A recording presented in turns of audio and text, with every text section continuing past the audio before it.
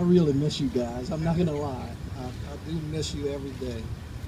But Nick has asked me to say a few words about the fallen firefighters behind me.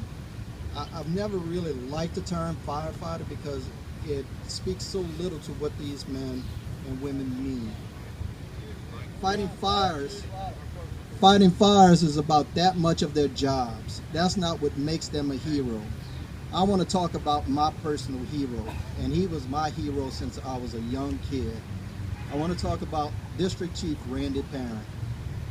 We lost our father when Randy was 10 years old, and he took his 5-year-old brother under his wing. He tried to raise him. He tried to be a role model to me, and he did a good job of it. When I had a tumor at 10 years old, he was the one who carried me to my grandmother's house on Christmas morning, the day I got out of the hospital. He wrapped me up in a blanket. He carried me in the cold and the rain so I wouldn't miss Christmas. That's the kind of person Randy was. When our mother got cancer, he was a young man in his early 20s. He took care of our mother for 2 years, and then when she passed away, he took me in so I could finish my education. And a month later, our grandmother had a heart attack. He took her in also.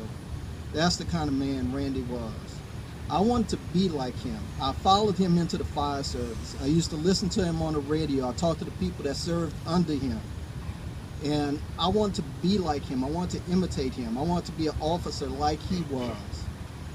It took me a while to figure out what his secret was, but his secret was that he really cared about the men and women that served under him. He cared about the people of the city of New Orleans that he was protecting, and he took it hard every time they were unsuccessful.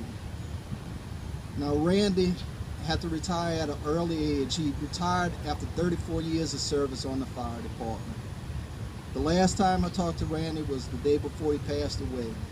He had gone to a retired fireman's dinner 2 days before, and that's all he could talk about, was all the friends he had seen, the captains he had worked for, all the people he grew up with in the fire service. Randy was 57 years old. He needed an oxygen bottle to help him breathe, and he wouldn't have changed a day on the fire department. He loved the fire department. He passed away the next day, and he would have been a fireman again if he could have been. Now, dedication, sacrifice like that should be rewarded. It should be applauded. It should be something that kids look up to. It shouldn't be something that's abused and taken advantage of. All I want for Randy, and all I want for Randy's wife and 3 kids, is justice, is to give him what he deserves. All I want for these firefighters behind me is justice, is proper, safe equipment, newer fire engines, things that will keep them safe so I or the next superintendent or no one will have to go tell a mom, a wife, a child that their loved one won't be coming home. It's simple things. All they need is proper staffing. All I want is the same staffing that is done all across America.